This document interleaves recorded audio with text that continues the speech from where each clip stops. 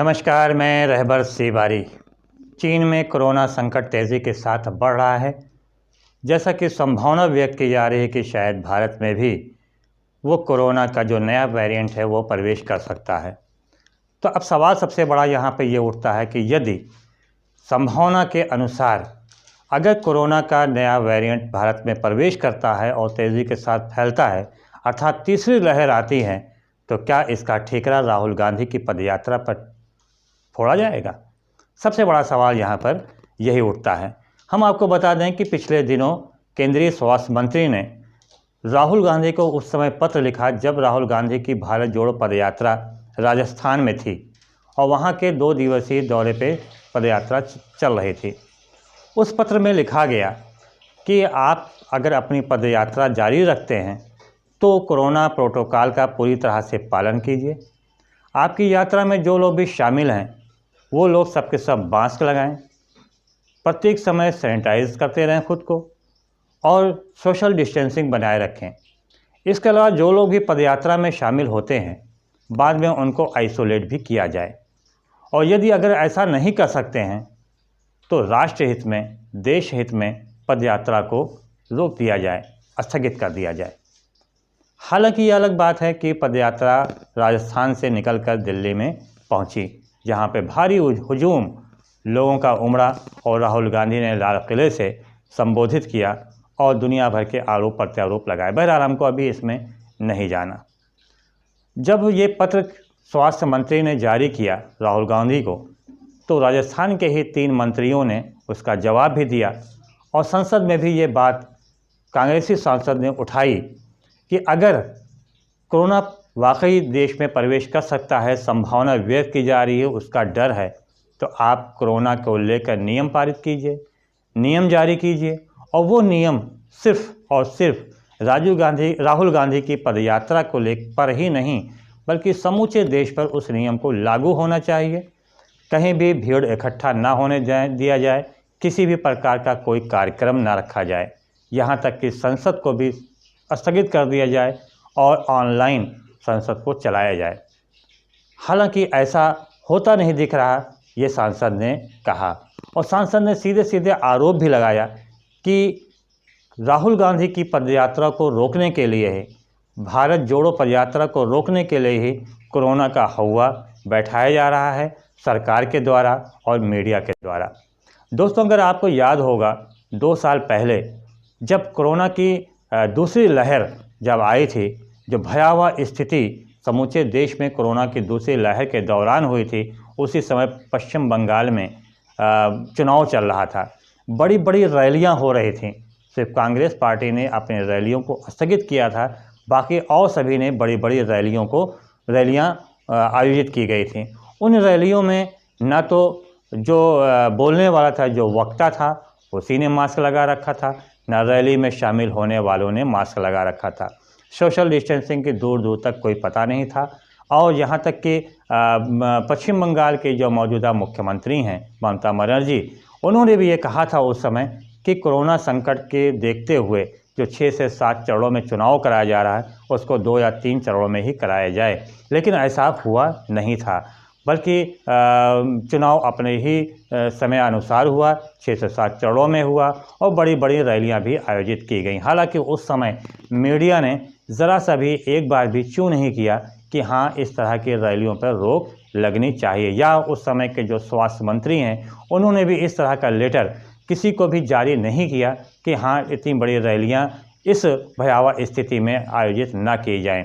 उस समय मीडिया, अगर आपको याद होगा, तो मीडिया ने एक विशेष जमात को भी ठिकरा फोड़ा था दूसरी लहर का और इस प्रकार से उस जमात को कटघरे में खड़ा कर दिया था कि कोरोना को ही हिंदू मुसलमान बना दिया था। हालांकि बाद में जब सुप्रीम कोर्ट ने फैसला दिया और जमात को क्लीन चिट दिया तो बात सामने आई और साथ ही साथ सुप्रीम कोर्ट ने उस समय मीडिया को भी कटघरे में किया था, सवालों के दायरे में खड़ा किया था और कहा था कि कोरोना की दूसरी भयावह स्थिति को देखते हुए जिस प्रकार से मीडिया को अपने दायित्व का निर्वहन करना चाहिए था, उस तरह से पूरी जिम्मेदारी के साथ मीडिया ने अपने दायित्व का निर्वहन नहीं किया।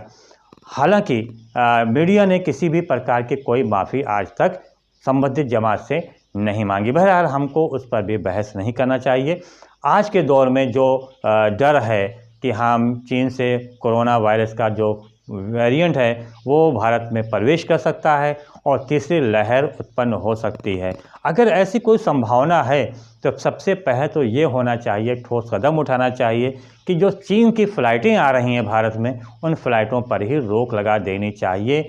ये भारत सरकार को कड़ा फैसला उठाना चाहिए कि चीन से आने वाली फ़्लाइटों को रोक दिया जाए। अगर आपको याद होगा, जो दूसरी लहर या पहली ही लहर जो आई थी वो ज़्यादातर विदेशों से लोग जो आए उनके द्वारा लहर उत्पन्न हुई थी और कोरोना फैला था। उस समय यदि समय रहते एयरपोर्ट पर अगर कड़ाई की गई होती तो शायद वो स्थिति उत्पन्न ना हुई होती। अब मौजूदा समय में जब हम 2 लहरों से जीत चुके हैं और भारत लगभग पूरी तरह से कोरोना से जंग जीत भी चुका हुआ है और प्रधानमंत्री नरेंद्र मोदी के जो गंभीरतापूर्वक जो कदम थे, जो ठोस कदम थे, जो उन्होंने प्रथम और द्वितीय लहर से निपटने के लिए उठाए थे, वो अत्यंत सराहनीय था और उसी की वजह से ही भारत ने कोरोना से जीत हासिल किया। और मौजूदा समय में कोरोना की कंडीशन ये है कि शायद इक्का दुक्का ही कोई मौत की खबर सामने आ रही है। उस समय समूचे देश ने भी भारत की बढ़ चढ़कर प्रशंसा किया था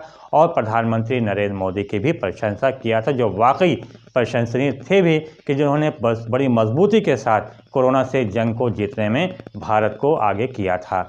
अब मौजूदा समय में अगर ऐसा संकट आता है तो सबसे पहले फ़्लाइट को ही, जो चीन से फ़्लाइट आ रही जहाँ पे भयावह स्थिति है, जैसा कि कहा जा रहा, हालांकि कुछ वीडियो वहाँ से ऐसे भी वायरल हो रहे हैं जिसमें दिखाया जा रहा है कि ऐसी कोई स्थिति वहाँ पर नहीं है जिस प्रकार से मीडिया उसको दिखा रहा है। जिस तरह से बढ़ा चढ़ा के देख रहा है ऐसा कोई कंडीशन वहाँ पर चीन में नहीं, लेकिन फ़िलहाल कुछ न कुछ तो है ही।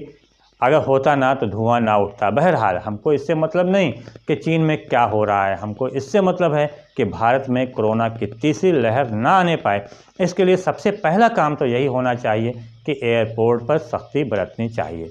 अगर 2-3 बिंदुओं को देखा जाए, पहला बिंदु तो यही होना चाहिए कि चीन की फ़्लाइट को मौजूदा समय में कुछ समय के लिए रोक देना चाहिए ताकि चीन का कोई भी यात्री यहाँ ना आए, और अगर आता भी है, मजबूरन आ भी रही है, फ़्लाइट आ रही है, तो सबसे पहले उसकी विधिवत जांच कराया जाए।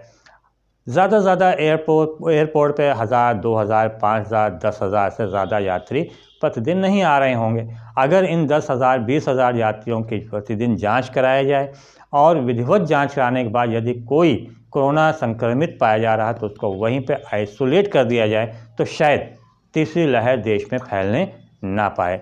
अगर ये ठोस कदम वहीं पर उठा लिया जाए तो जाहिर सी बात है फिर किसी प्रकार की कोई सख्ती करने की आवश्यकता नहीं है। लेकिन जिस तरह से कोरोना को लेकर राजनीति शुरू हो गई है वो सही भी नहीं है कि कोरोना को लेकर राजनीति नहीं होनी चाहिए, क्योंकि इस तरह की जो महामारी है उस महामारी से निपटने के लिए सभी को एकजुट होकर सामने आना चाहिए, सभी को एकजुट होकर उसका सामना करना चाहिए। अगर हम इस पर राजनीति करने लगेंगे तो जाहिर सी बात है कि कोरोना भी राजनीति की भेंट चढ़ जाएगा और इसका जो खामियाजा है वो देश की जनता को उसी प्रकार से भुगतना पड़ेगा जैसा कि दूसरी लहर में भुगता था। आपको याद होगा कि प्रथम और दूसरी लहर के दौरान महाराष्ट्र से जिस प्रकार से गरीब और कमज़ोर वर्ग के लोग वहाँ से पैदल भागे थे या दिल्ली से भागे थे या अन्य राज्यों से भागे थे, पैदल चले, ना जाने कितने मज़दूर रास्ते में मर गए। आपको ये भी याद होगा कि जो मज़दूर रेलवे लाइन पर सोए होते हैं उन पर ट्रेन रौंदती हुई चली गई थी। अगर आप उस भयावह स्थिति को याद करिए तो उस जाहिर सी बात है रोंगटे खड़े हो जाते हैं। इन सारी परिस्थितियों से बचने के लिए अगर अभी से हम ठोस कदम उठाना शुरू कर दें तो शायद तीसरी लहर भारत में न पांव पसार सके। हम सब की भी जिम्मेदारी, सिर्फ सरकार की जिम्मेदारी नहीं है कि वो कोरोना से जंग लड़े, हम सब की जिम्मेदारी है कि हम सरकार के साथ कंधे से कंधा मिला के चलें, सहयोग करें, राजनीति ना करें, बल्कि सहयोग करते हुए हम कोरोना से जंग जीतने के लिए जिस प्रकार से हम पहली और दूसरी लहर में एहतियात बरत रहे थे उसी तरह से एहतियात बरतें। मीडिया का भी फ़र्ज़ बनता है कि वो बजाय इसके कि कोरोना संक्रमण फैलने को लेकर पहले जहां जमात पे कटघरे में खड़ा किया था उस पर ठीकरा पड़ा था, वहीं राहुल गांधी की पदयात्रा पर न फोड़े, बल्कि उन ज़रूरियात को सामने लाए जिसकी ज़रूरत है कोरोना से जंग जीतने के लिए। अगर मीडिया अपनी ज़िम्मेदारी को समझने लगे तो शायद कोरोना संकट क्या, बड़े से बड़ा संकट भी आसानी के साथ दूर हो सकता है। लेकिन मीडिया की बात ही अलग है कि वो तो सिर्फ एक ही चीज़ दिखाना चाहती है जो उससे कहा जाता है। मीडिया को जैसे कि सुप्रीम कोर्ट ने भी मीडिया को कटघरे में खड़ा किया, दोबारा मीडिया अवश्य कटघरे में न खड़ा हो, उसके लिए ज़रूरत है कि उसको अपनी ज़िम्मेदारी जो है, जिसे चौथा स्तंभ कहा जा रहा है, उस चौथे स्तंभ को अपनी ज़िम्मेदारी समझना चाहिए और बजाय इसके कि वो राहुल गांधी की भारत जोड़ो पदयात्रा को कटघरे में खड़ा करें, उस पर कोरोना संक्रमण बढ़ने का ठीकरा फोड़े, उसके बजाय अपनी ज़िम्मेदारी का निर्वहन करते हुए लोगों को जागरूक करें और जो कमियां हैं, जिन कमियों की वजह से इस प्रकार से महामारी फैलती है, उन कमियों को उजागर करें ताकि सरकार उन कमियों को दूर कर सके। तो दोस्तों, हम सब की जिम्मेदारी है कि बजाय इसके कि हम राजनीति करें, बजाय इसके कि हम मीडिया को सुने, मीडिया की सुनने के बजाय हमको अपनी अंतरात्मा को सुननी होगी, मीडिया की नहीं सुननी होगी। हमें अपनी अंतरात्मा की सुनना होगा कि वो क्या कहता है।